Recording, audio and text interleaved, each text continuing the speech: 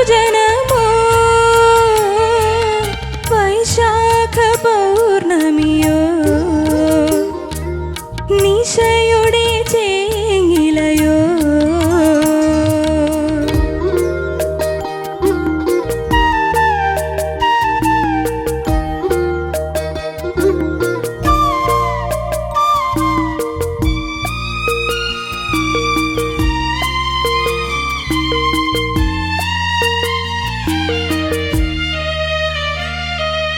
നൂറ്റൊന്നു വെറ്റിലയും 100 തേച്ചിരിക്കുന്നു മുകിൽ മറക്കുടയുള്ള മൂവന്തേ.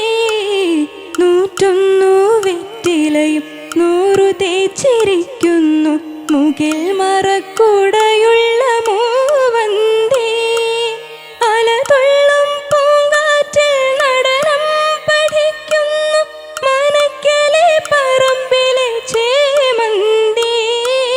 മനക്കലെ പറമ്പിലെ ചേമന്തി വൈശാഖ പൗർണമിയോ നിശയുടെ ചേങ്ങിലയോ ആരോ പാടും ശൃംഗാര പദമോ കോകില കൂജനമോ വൈശാഖ പൗർണമിയോ നിശയുടെ ചേങ്ങിലയോ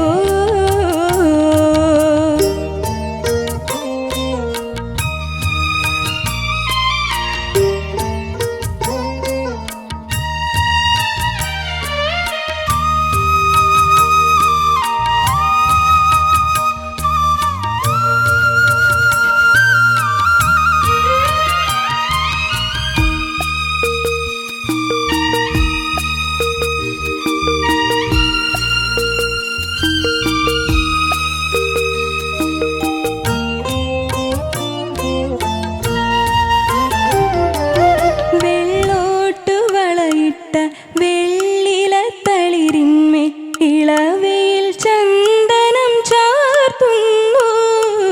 വെള്ളോട്ട് വളയിട്ട വെള്ളിലത്തളിരിന്മേ ഇളവയിൽ ചന്ദനം ചാർത്തുന്നു.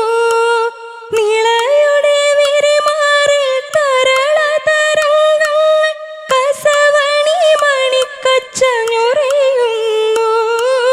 കസവണി മണിക്കച്ച ഞൊറിയുന്നു വൈശാഖ പൗർണമിയോ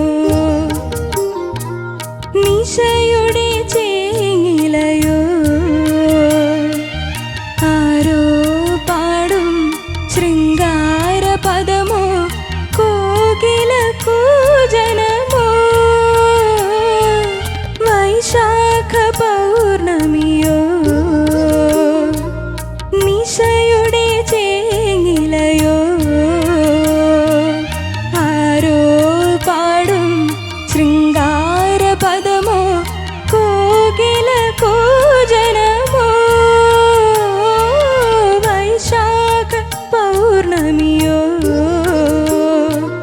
നിശയുടെ ചേങ്ങിലയോ.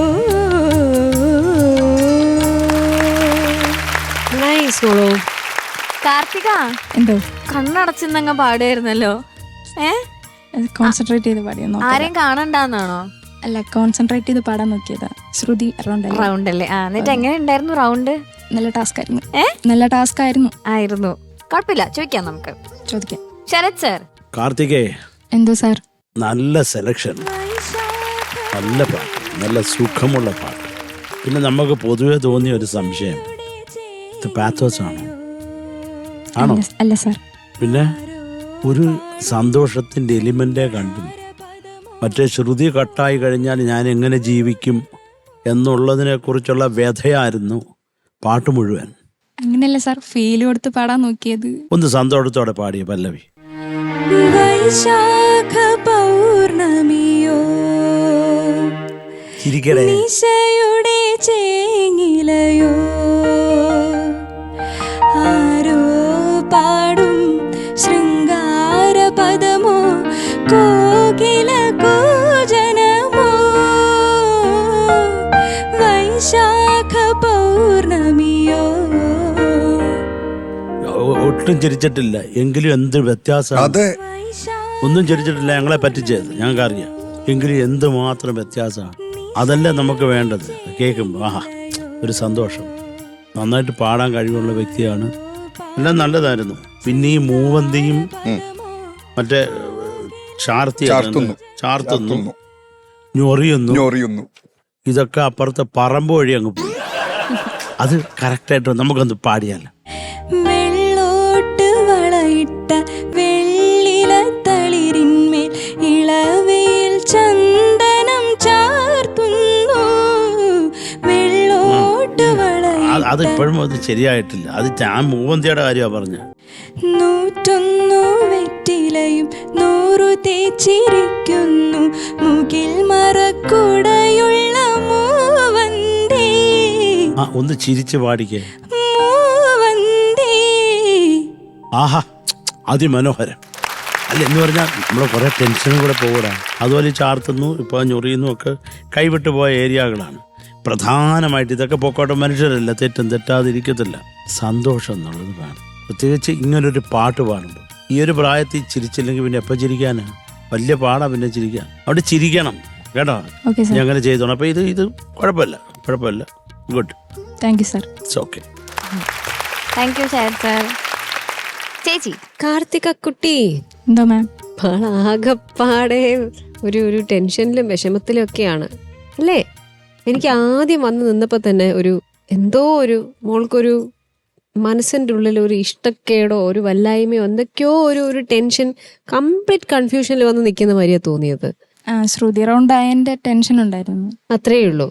കാരണം ഈ ഒരു പാട്ട് വളരെ മോൾക്ക് ഈസി ആയിട്ട് പാടാൻ പറ്റിയ ഒരു പാട്ടാണ്. നല്ല ബ്യൂട്ടിഫുൾ സെലക്ഷൻ, ആദ്യം പറയട്ടെ, അസല സെലക്ഷൻ. പിന്നെ അത് പാടാൻ വന്ന് നിന്നപ്പോഴും നല്ല ഭംഗിയുണ്ട്, സുന്ദരിയായിട്ടുണ്ട് കാണാൻ. ഈ പ്രശ്നം മാത്രമാണ് എനിക്ക് തോന്നിയത്.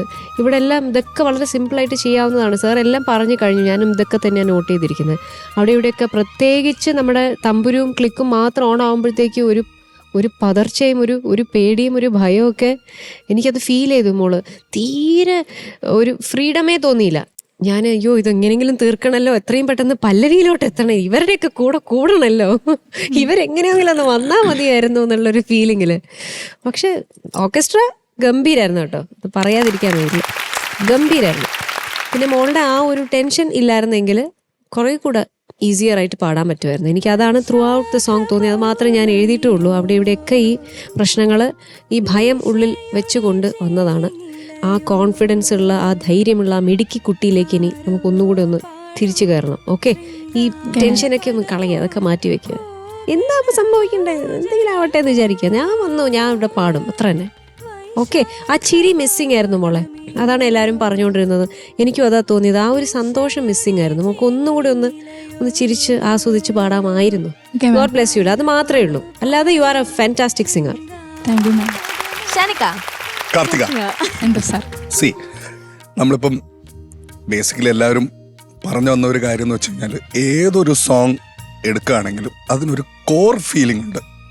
നമുക്കിപ്പോൾ ഒരു ഡയറക്ടർ വന്നിട്ട് ഒരു സിറ്റുവേഷൻ പറഞ്ഞു തരുമ്പോൾ ആദ്യം പറയുന്നത് ഇതിങ്ങനെ ഈ സിറ്റുവേഷനിൽ എത്തുമ്പോൾ ഒരു ഹാപ്പി സോങ്, അല്ലെങ്കിൽ ഇങ്ങനെ ഈ സിറ്റുവേഷനിൽ എത്തുമ്പോൾ ഒരു സാഡ് സോങ്, അല്ലെങ്കിൽ ദേഷ്യം, അങ്ങനത്തെ കോർ ഫീലിങ്സ് ഉണ്ട്. പിന്നെ അതുമായിട്ട് ബന്ധപ്പെട്ടിട്ട് വരുന്നതാണ് അതിന് ചുറ്റുമുള്ള സിറ്റുവേഷൻസ്. ഇപ്പോൾ ഒരു ട്രാവൽ സോങ് എന്ന് പറയുന്നത്, ട്രാവൽ സോങ് രണ്ട് രീതിയിലും ആവാം. സാഡ് സോങ്ങും ഉണ്ടാവും, ഹാപ്പി സോങ്ങും ഉണ്ടാവും ട്രാവൽ സോങ് എന്നൊക്കെ. അതുപോലെ എല്ലാത്തിനും ഈ കോർ ഫീലിംഗ് എന്നാണ് ഇത് ബ്രാഞ്ച് ഔട്ട് ചെയ്തിട്ട് പോകുന്നത്. അപ്പൊ ഇതിന്റെ കോർ ഫീലിംഗ് എന്ന് പറയുന്നത് ഹാപ്പിനെസ് ആണ്.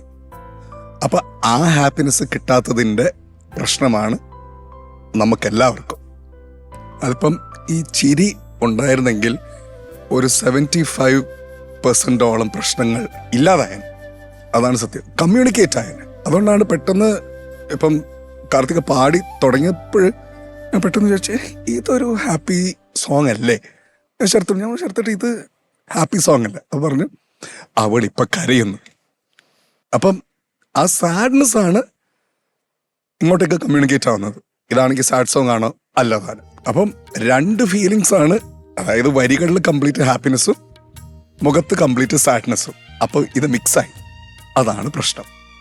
പലപ്പോഴും നമ്മൾ എത്രയോ കുട്ടികളോട് പറഞ്ഞിട്ട് ചിരിച്ചു പാട് ആ കോർ ഫീലിംഗ് മനസ്സിലാക്കിയിട്ട് ആ പാട്ടിന് സമീപിക്കുക, പാടുക എന്നുള്ളത് മാത്രമേ ഉള്ളൂ. ബാക്കി എഴുതിയതൊക്കെ സെയിമാണ്. മൂവന്തി, ചാർത്തുന്നു, ഞൊറിയുന്നു. ആ ഒരു ഞാൻ പറയട്ടെ, ഇപ്പൊ ചിരിച്ച ആ ഒരു ഹാപ്പിനെസ്സിലാണ് വന്നതെങ്കിൽ ചിലപ്പം ഈ പ്രശ്നങ്ങളൊക്കെ അതിനകത്തങ്ങ് മുങ്ങിപ്പോയത്. പക്ഷെ ആ കമ്മ്യൂണിക്കേഷനാണ് നമ്മൾ ബിൽഡ് ചെയ്യേണ്ടത്. കോർ ഫീലിംഗിൽ പിടിച്ച് നിൽക്കുക. That's it. Thank you sir. Thank you Shanika. Okay, ചിരിച്ചു പാടാത്ത കൊച്ചെ മാർക്ക് ചോദിക്കാം. ശരത് സർ ഇപ്പൊ ചിരിച്ചു നിൽക്കുന്നുണ്ട്, മാർക്ക് കൊടുക്കല്ലേ? 8.4. Thank you sir. ഞാൻ കരഞ്ഞോണ്ട് മാർക്ക് പറയാന്ന് 8.4 marks. Thank you Sharath sir. Shanika 8.4. Thank you Shanika ചേച്ചി. ഇനി ചിരിക്കുവോ? ചിരിക്കാം. ചിരിച്ചുകൊണ്ടുള്ള ഒരു mark. Okay thank you ma'am. Okay, so total 16.8. പോരാ, ഇനി ഒരു റൗണ്ട് കൂടെ ഇല്ലേ? Okay, all the best.